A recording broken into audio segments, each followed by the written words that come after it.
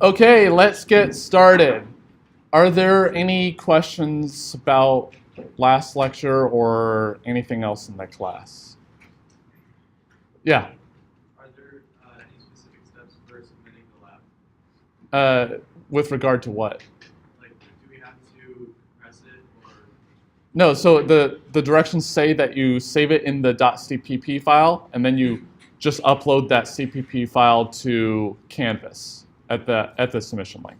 Yep. So you don't have to put it into a zip file or anything. Other questions?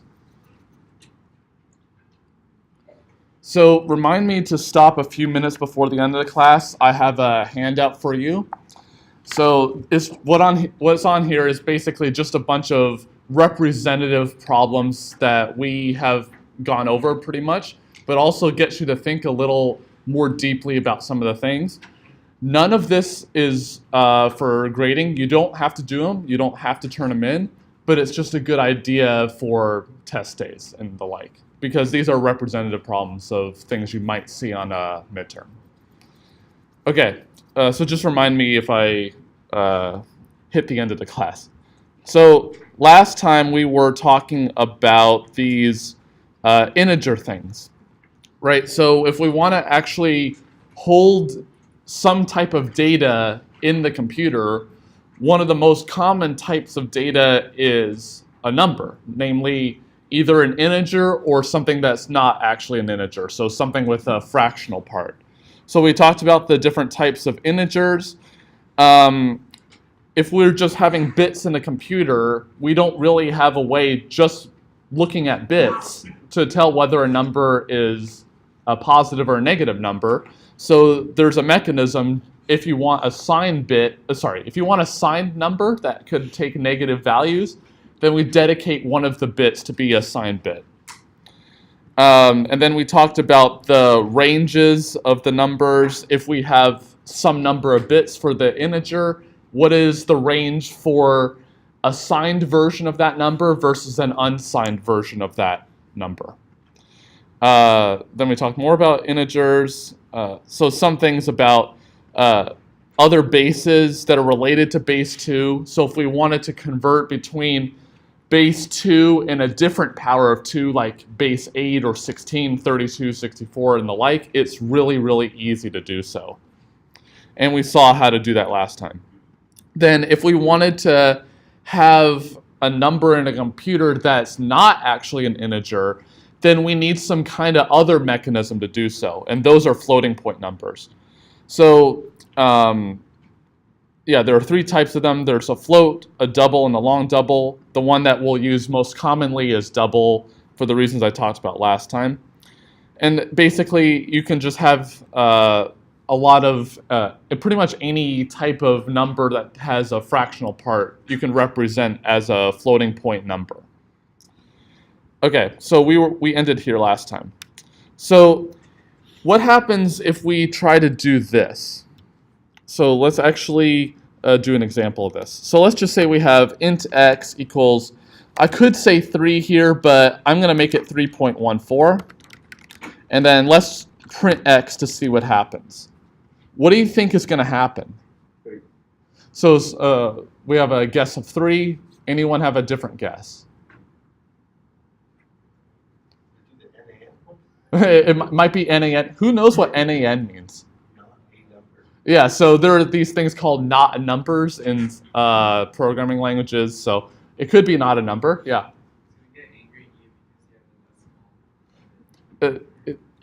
And by that you mean the compiler is going to get angry at me. Yeah. So the compiler might throw up a warning here, says, "You fool! You're doing something that you shouldn't be doing."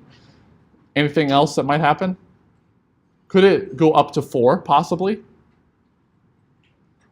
Maybe. What is one way that we can check? Let's test it. So let's actually compile the file. Oops, I'm not in the folder. And then let's compile. Oh, so G++ is actually nice and told us, yeah, you fool, you're doing something stupid here. So it says there's a warning here, meaning did the file actually compile successfully? Did we get a compilation error or did we get a compilation warning? We got a warning. So did it compile? How can we check if it actually did compile? Well, I can actually just see, did it make that a.out thing? And it actually did. So it does compile here, but there's a warning that says, yeah, you're trying to convert this double to an int thing when changing from 3.14 to 3. So based only on that warning, what do you think is going to happen if I run this program? Well, it says it's an implicit conversion from the double, which is the 3.14, to int, which is the type of x, changes value from 3.14 to what? 3. So what do you think is going to get printed? 3. And let's test. Might get 4 from last time, but yeah, we get 3. So what happens here is some type of rounding. Well, how can I check if it's actually rounding or doing something different? Let's try 3.6. It could be doing like what it would reasonably think is the right thing to do, which is round to the nearest integer. So let's actually compile and run again. Oh, but it says again in the warning, it's trying to convert from 3.64 to 3. And if we run again, we get 3 again. So what do you think is actually happening? So what is happening is truncating the decimal part, the part after the decimal point. Just throws it away and then just keeps the integer part of the number. So that's actually what happens. So if you try to assign some type of floating point number, either a literal or a variable, doesn't matter. If you try to assign to an integer, then the fractional part is truncated. It is chopped off and discarded. So if we do something very similar, we try to print it out, it prints 3.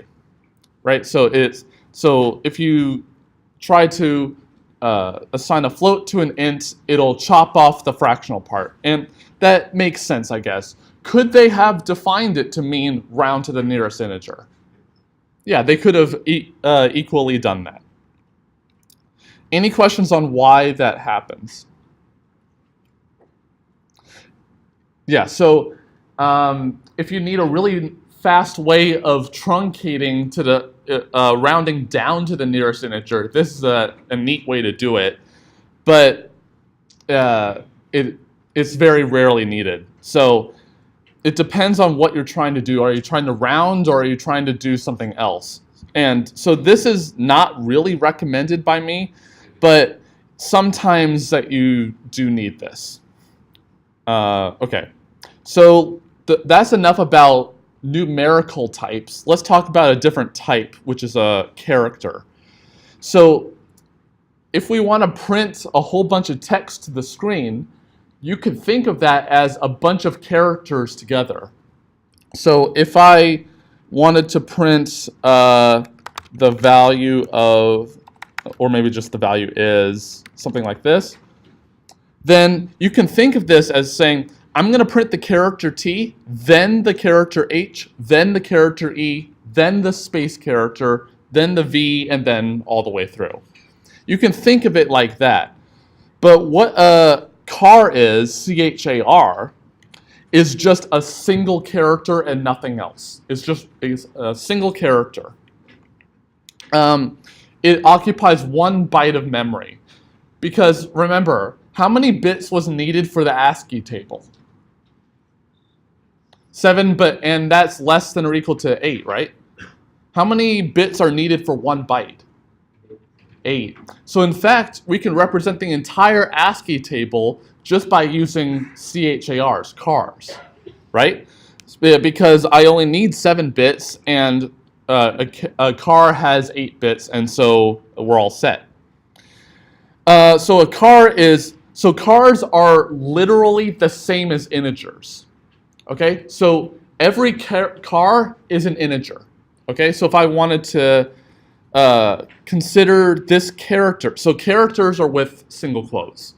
So if I want to consider this character right here, this character capital C, if we want to look at what's stored, the actual the data that's stored in the computer is the number 67. It's not some type of different type of memory here. It's literally the same as the number 67. In fact, what I could do equivalently is I could say char letter equals 67. I could equally do that. So chars and ints are interchangeable in the sense that the value, if you want to assign one to the other, there's no problem whatsoever. They're literally the same type. You can think of char as an integer type that has 1 byte. It's the same thing. But the difference, so why would you ever want to use a char then? If you can just use the integer version, which is easier to read? Char letter equals quotes with the C in it, or 67? Which one's easier to read? The actual character. So even though they're literally the same thing, this is a lot easier to read. But consider this. Let's just say that we had an integer x, and let's have a char c that corresponds to it, capital C. So do x and c have the same value? No.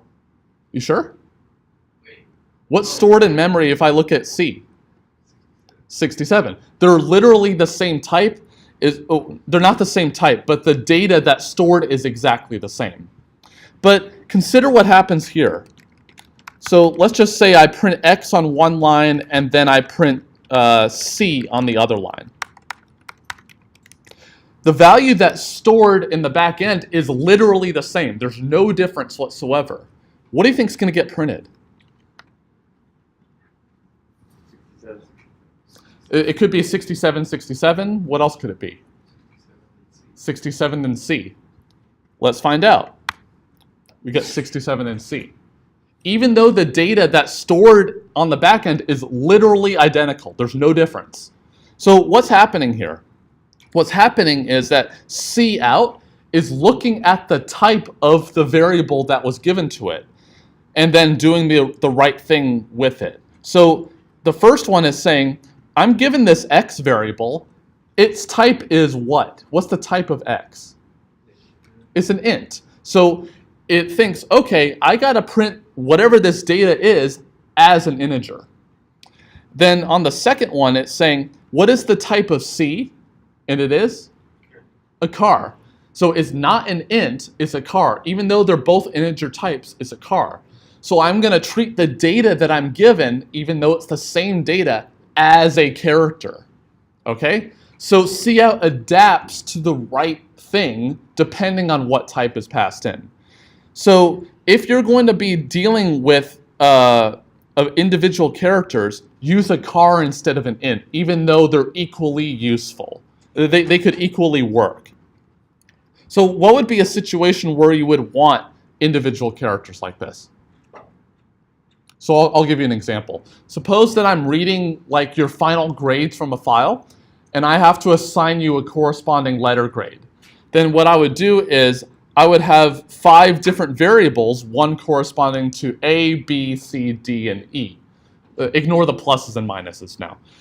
I'd have an A, B, C, D, E instead of having 65, 66, 67, 68, and 69, right? So it's a lot easier to work with the individual characters rather than the integer that they represent. So a char, just remember, is a single byte of memory, but we represent it with a single quote and only a single character on the inside. I can't have multiple characters in between the single quote marks here. Okay, so we talked about literals last time. So what's a literal in a program? Value. Yeah, it's just a value that you type into the program. It's not a variable or anything. So a character literal is just the thing in the quotes. So the quote C right here, this part is the literal. Yeah, so it's enclosed in single quotation marks. So I can do something like this. I can print the character capital Y and then a new line. The quote marks are not part of the literal here, so they're not displayed. Just like with the ones with the double quote marks, it's the same idea. But if we want to actually work with a lot of characters instead of just individual ones, then we need to talk about something called strings. So a string is just a bunch of characters put together. So how many characters are in this string? 5. So there's actually a different answer, but we'll get to that. It looks like 5 here, so let's just stick with 5. So the character capital H, lowercase e, then 2 lowercase l's, and then 1 lowercase o. But some people here may say, there's actually 6 characters here. What is the 6th character of the string? The null terminator. Null terminator. So who knows what the null terminator is? Okay, good. You get to learn something cool. So let's see. Suppose, think about this for a second. When I'm doing these cout statements, how many, let's just say int has 32 bits. How many bytes are going to be outputted for the cout corresponding to x? 4, because there are 4 bytes associated to x. So, does the compiler and the operating system know how many bytes are going to be outputted? Yeah, well, on this one line, because it knows x has 4 bytes. No matter what the value is, there's 4 bytes of that number, okay? Regardless of the value. So the compiler knows exactly how far to go in memory to keep outputting something. So it knows how far to go. Does it know how many bytes are in a character? Yeah, how many bytes are in a character? 1, right? So it's looking and saying, from where C is in memory, I'm going to read 1 byte out of it and then output that. So it's looking and seeing what to do, and it knows how many bytes to look at. Let's just do this. When I do this, could a string hold any amount of data? Potentially. Yeah, potentially. So could the compiler know in advance how much data it needs to output? No. So what it could be doing is, I'm just going to keep reading data and output all data until I'm told to stop. But if it's not told to stop at any point, then how does it know when to stop printing? Because the string could be arbitrarily long. It could be 10 trillion characters for all we know. So what happens is a null terminator is placed at the end of the string. So you don't have to type it yourself. But what the null terminator says is, when you encounter this null terminator, stop. Don't output anymore. Do not pass go. Do not collect $200. Okay? So when it sees HELLO like this, what's actually happening in memory is that there are 6 bytes of this string. The first 5, which are the usual ones, and then 1 byte at the very end corresponding to, yeah, don't read anymore because I need you to stop right here. There's nothing else of the string you need to actually read. Okay? So remember, the computer's not smart here. It doesn't know that once you reach the O, that's the end of the string. It needs to keep going, potentially, until it's told to stop. And when it's told to stop is when the null terminator actually occurs. Okay? So the reason that the null terminator exists is because strings can be arbitrarily long. Does an integer need a null terminator? Yes. Why? Does an integer need a null terminator? No. Why? Because the computer knows how big an int is always. The size of the int never changes. So it knows for sure how much to actually output. Floating point, so floats are 32 bits and doubles are 64 bits, always. Yeah, so you can't actually allocate any more memory here for a floating point number. Are there any other types of variables that need a not a null terminator, but a different type of mechanism to know when to stop actually reading. The same concept. It's the same idea, yeah. So any type of thing that we're going to be dealing with that can allocate any amount of memory it wants, it needs some type of mechanism to know when to stop reading if you're trying to output that thing, because it needs to know when to stop. In strings, the one way that they did it is put the null terminator at the end. Okay, any questions on what the null terminator actually does or strings? Yeah. I have a question about car. About what? About car, yeah. So what's the use?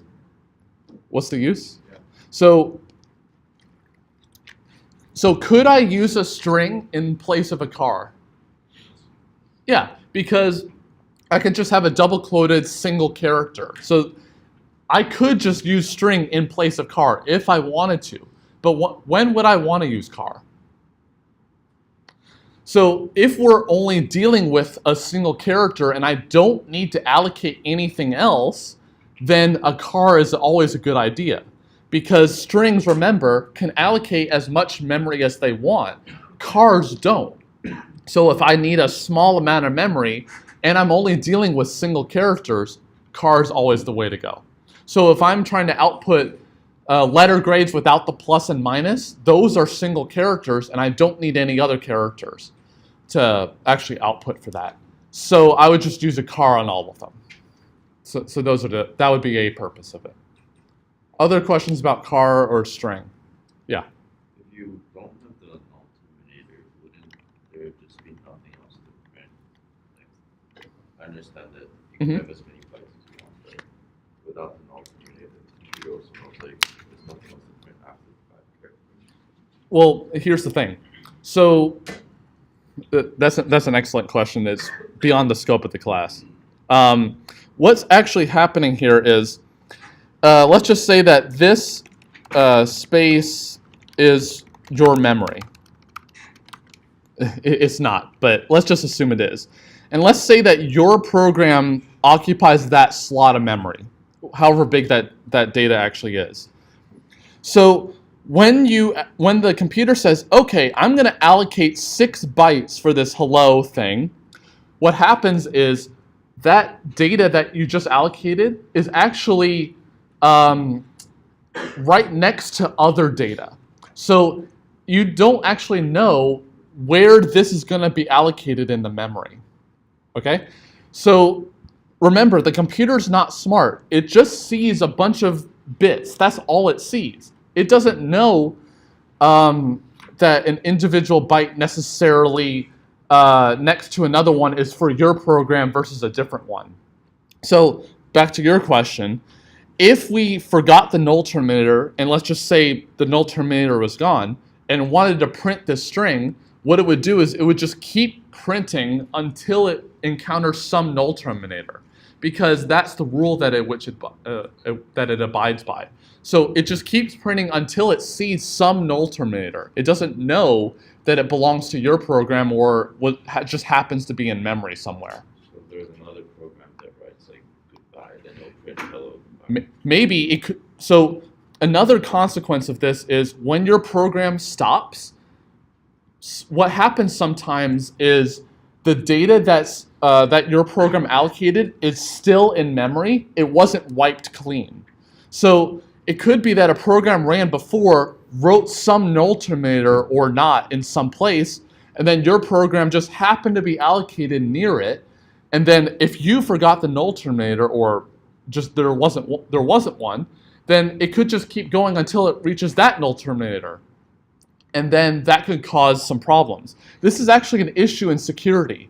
So if you have sensitive data that's loaded in memory, and you want your program only to encompass the memory associated with maybe, say, this one patient, then what could happen is if the null terminator was not there, it could read other parts of memory that are still there and then potentially read maybe their password or other patient data.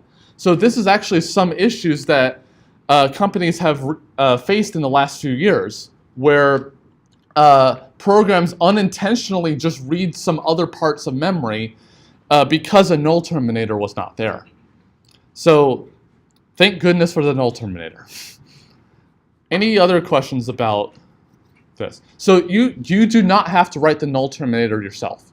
So it's put in place for you, but just thank the C++ developers for putting that in for you, so you don't have to do it. Other questions? Okay. So that's a string. Strings have double quotes, as I said. So a character is just a single character with single quotes. And a string is just encompassed in double quotes, but can have any number of characters. So by far the more common one that we're going to be using is obviously a string, because it's much more versatile and flexible, but sometimes you use the character one. Yeah, so if you have a single character with double quotes, is that a string or a char? It's a string because it's in double quotes. It's not in single quotes. Okay, so remember when we talked about the integer types and float types? We had an associated type like int or float or double or long, so that we can store the integer or float data values right into a variable and then manipulate the variable as needed. What about string? We talked about chars, which is char. What about string? So the one here is lowercase s, string. So you have to include this header. I'm going to return to that in a second. You can define string variables in your programs. So you can make a variable called name, and the type that it's associated with is a string. So it could be assigned Ryan or Jane or any string that it actually wants to be assigned with. You use the assignment operator, same as before. There's no difference here. So I can assign the variable name to be set the string George. Okay, so it could be set this string. We can set with a different string at some other point, etc. And then you can just print via cout in the exact same way as we have done with the other strings. So cout my name is, and then print something else, print the variable, and then in this case it'll print my name is George. Any questions on how that actually works? So it should be quite familiar here.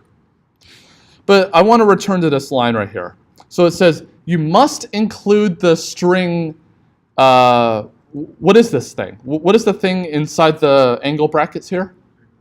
Preprocessor directive. So it says, you must include the preprocessor directive called string to be able to use strings. Well, what if I forgot? So let's just do iostream here. Let's actually do this example. So let's just say name is Ryan, just as an example, and then cout my name is, and then name. And then maybe a new line to be nice. You have to put in string or yeah, so I have to put the type of the variable here, no matter what. According to this line right here from the publisher of the book, what should happen if I try to compile this? It should have an error.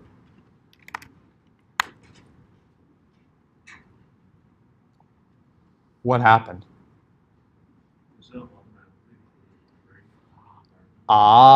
So this is actually what happens. If this iostream directive if it includes string itself, do we need to include it? No. So what actually happens is iostream includes other headers, other directives.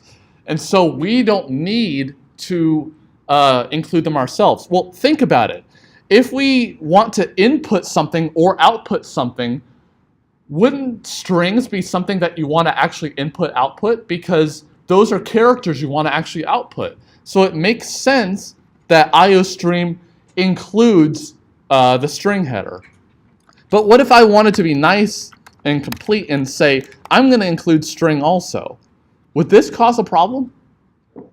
No.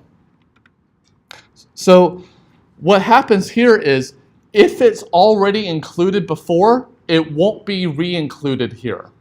So we'll get to why that actually is when we talk about classes in a few, like 2 months or so. But if you do this, there's no issue. But it's just if the header IOStream does not include the header you want, you have to re-include it yourself for obvious reasons. So if I compile, and I just did, and then it prints exactly what we expect. Any questions? Yeah. Isn't your output inside the double quotes, isn't that technically a string as well? So technically, purely technically, it is not a string. But it's convertible to a string. We'll talk about exactly what it is way further in the class. But you think of it like a string. So when we did it before, we had no issue because IOStream included string, but I'm explicitly using a string here. So there's actually no difference between them for what we care about, but it's just that we're trying to be absolutely sure that we have the string header included. But it is not technically a string. And I invite you to look up what it exactly is here, but it's not a string. Other questions? Okay, so hopefully we can use strings now. So if we want to get input from the user, let's just say they want to enter their patient details. They're a new patient and they type exactly like this. What is one way that we could input something? CN.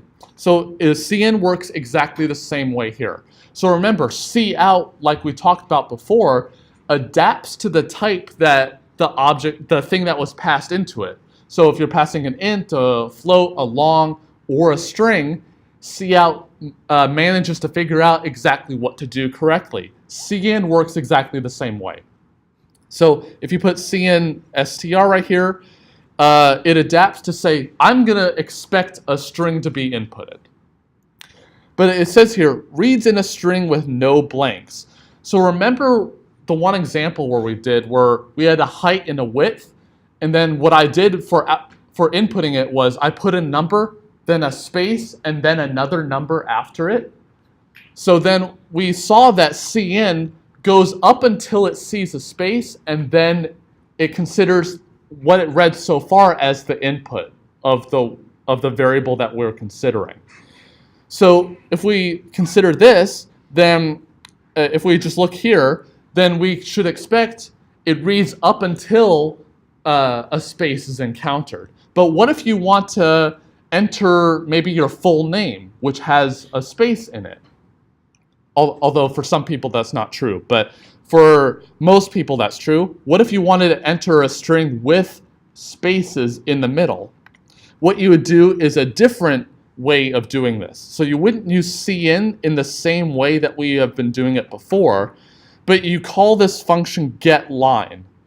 And then the first part of the function says, where are you getting your input from, which is CN pretty much always. And then the second part is, where is the input going to be stored in? So the destination is going to be eventually in this string. And then, so then we put that string here. So let's actually do an example of this. Do you have to run both of them to use getLine, or can you just run getLine by itself? You can just write getLine. I'm not sure what the question was. Like if you're trying to create a string. Yeah. So you only have to do one of these. So the one, if you don't the input doesn't have spaces in the middle, always use CN with the greater than symbols. But if it could have spaces, always use getLine. Yeah. So let's just say that we want to enter our full name and have it be entered by the user. So let's do a prompt, enter your full name. And then if I did this, would it be a good idea? If I just did CN like this? No, so it wouldn't work. So what would I want instead? I want the get line thing.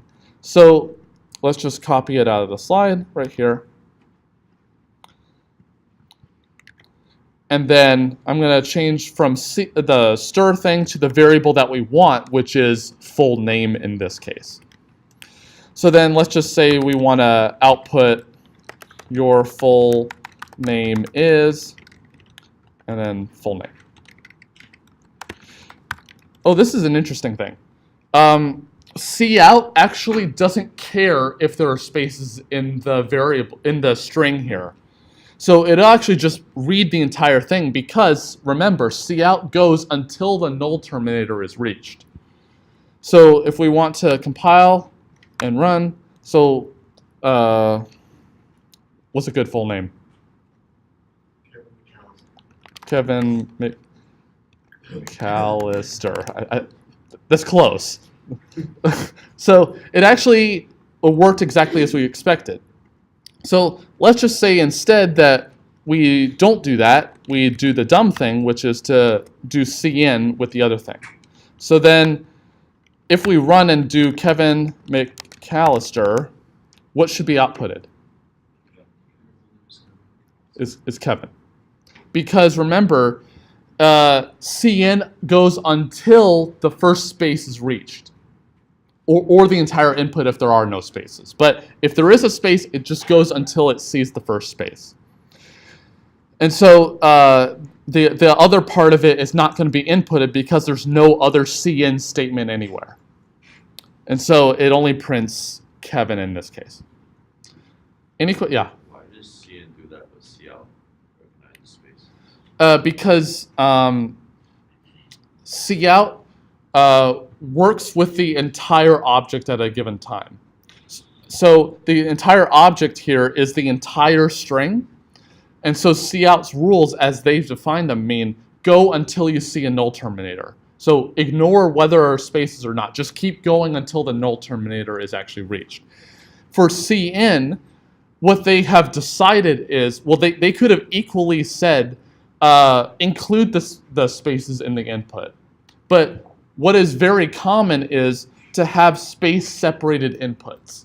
So if I want to enter a whole lot of inputs at the same time, I need, instead of entering that input, pushing enter, input, enter, what they do is input, space, and then only one enter at the very end. So it's just what they have decided to mean, I'm going to separate the inputs in this way. Because it's a very common thing to actually do. And we'll see this as we do more assignments in the class. But if they decided to do that, they provided, of course, the other way to do it if you need that functionality, which is getLine, obviously. Any questions? Okay. So if we want to input a character, it's identical. There's no difference between a string and a char with respect to getting input from the user. So we won't actually use this third one, and I'm not going to test on it, but it's just for your information only.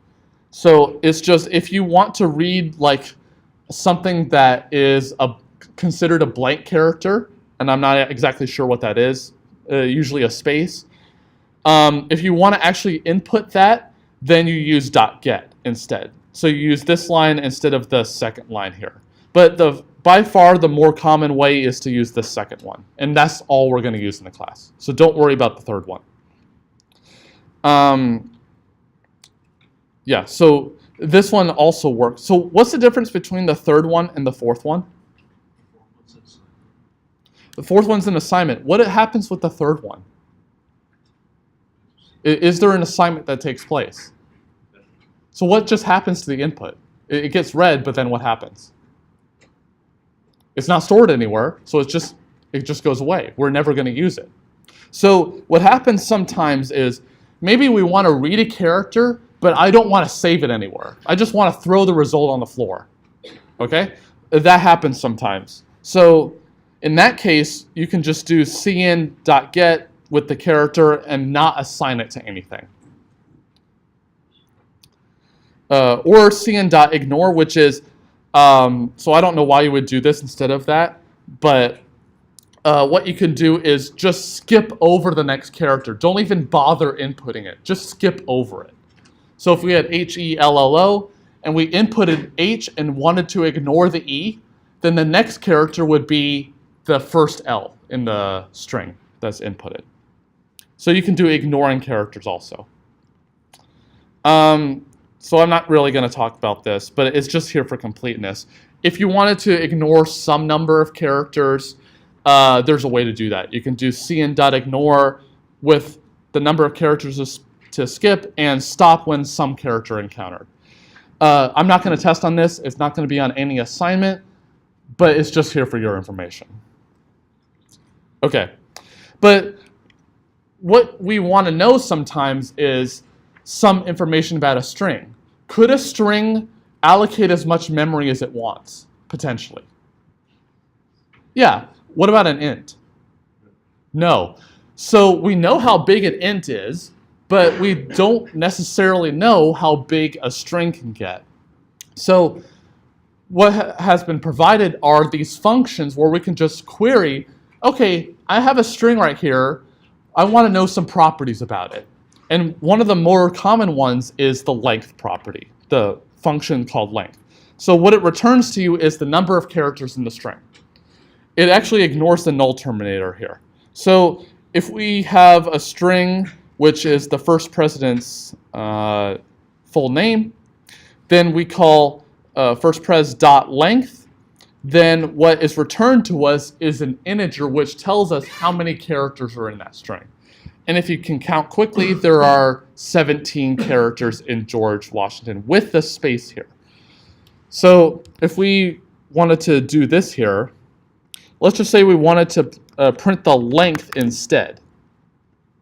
So let's just get back to the right way of doing this. How do I know the length of a string in general? I am here. So get line. So it's actually that was actually a much better question than you may realize. Get line. You see, is there an assignment that's taking place right here on this? There isn't from our perspective, but in the internals of getLine, there is an assignment that's taking place. So this is something called references, and we're not going to talk about it for a while. But what happens here is, even though it doesn't look like an assignment that's taking place, there actually is one. But we'll get there. So full name really is being assigned what was inputted. What if I wanted to know the length of full name? What could I do? You have to assign you initialize an integer and then assign it to the block name. Exactly. So I would do the full name, the string variable that I want to query, and I'm going to call dot, which means I'm going to ask something about this string. And then what I want to know is the length of the string. So what you need here is the function name here is called length, and then you need the parentheses here to indicate I'm asking about the length of the string. So if I do that, and then I change, instead of full name here, I change it to length, then we get exactly what we want. So let's actually run this. So let's do our favorite celebrity again. And then full name's length is, wow, that one's also 17. That's actually interesting. So, yeah. So do I have to assign length here? Could I equally say, I'm just going to put that call to length right there and not save it to a variable? Could I equally do that? What is one way I can check? Run it and test. So let's see.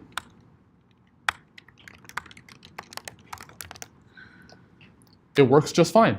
So what you can do here is, instead of just putting a single value in the cout statement, we can do a full calculation right in the cout statement. Yeah. So spaces count as one character. Yeah. Yeah, so we can actually do a calculation or a function call or anything else right in the middle of a cout statement, which is pretty cool. So I don't actually have to save this to a variable if I don't want to. But if I am going to be using this length thing a lot, maybe I don't want to query this string many times. It might slow my program down. So then in that case, I would save it to a variable and not have to do the calculation over and over again. We'll talk about that next time. So remember, there's no class on Monday because it's MLK Day. Have a good weekend, unless there are any other questions. Oh yeah, I'm gonna hand them out right here in a second. Yeah. Yeah. What, sorry? Yeah, assignment 1. When will it be? I can't hear you. When will it be due, or it's due next Wednesday? There's a link on the course page. Okay, you may want to talk to me or the TAs about that. Okay. Let me just stop this.